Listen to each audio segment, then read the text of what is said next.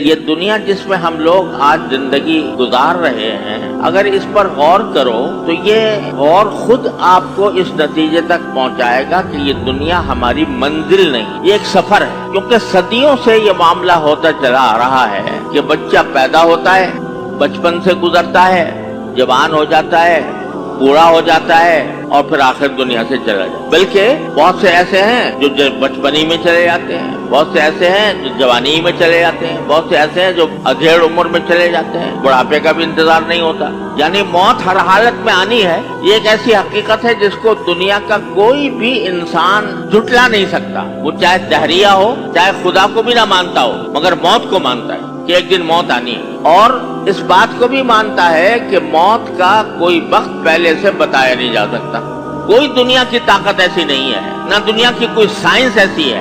بظاہر صحت مند آدمی نظر آتا ہے، اچانک دل کا دورہ پڑا، ختم ہو گیا۔ بظاہر صحت مند آدمی نظر آتا ہے اور اچانک اس کے دماغ کی رگ پھٹ گئی، ختم ہو گیا۔ یا اور کوئی اچانک ناگہانی حالت پیش آ گئی، کوئی حادثہ پیش آ گیا، کوئی ایکسیڈنٹ ہو گیا۔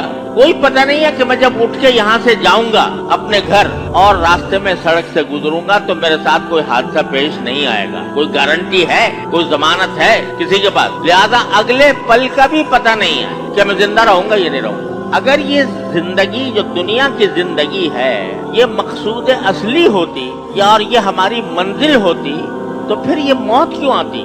اور موت کو اتنا غیر معین کیسے ہوتی کہ پتہ نہیں کب آ جائے؟